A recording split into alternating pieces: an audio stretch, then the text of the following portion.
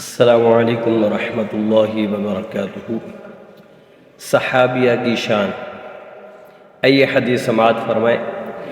عن انس رضی اللہ تعالی عنہ عن النبی صلی اللہ علیہ وآلہ وسلم قال دخلت الجنة فسمعت خشفة فقلت من هذا؟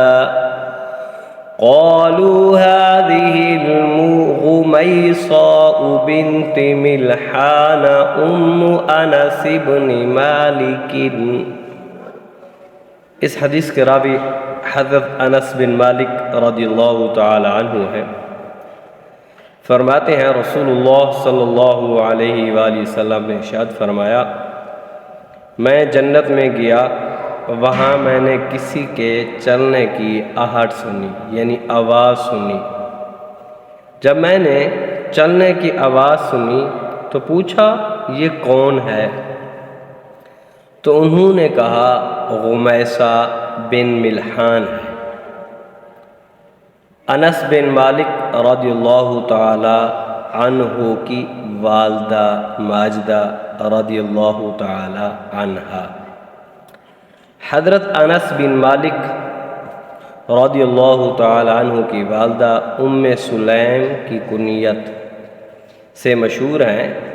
ان کا نام غمیصہ یا رمیصہ ہے، اور مدینہ پاک میں رہنے والی ان خوش نصیب خواتین میں سے ہیں جن کے گھر میرے آقا امام الانبیاء حضور علیہ السلام تشریف لے جاتے تھے۔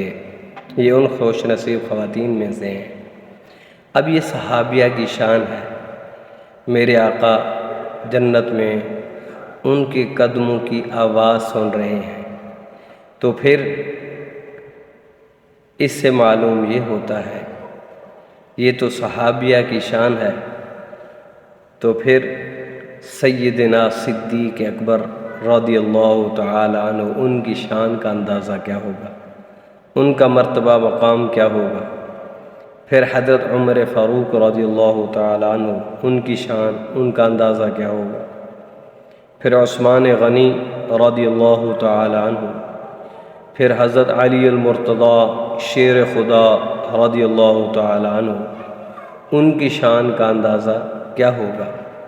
تو اس لیے جو بھی صحابی ہیں، ہمیں سب صحابہ کرام رضوان اللہ تعالی علیہم اجمعین سے محبت کرنی چاہیے، ان کا خیال کرنا چاہیے، ان سب کا نام بھی ادب و احترام سے لینا چاہیے۔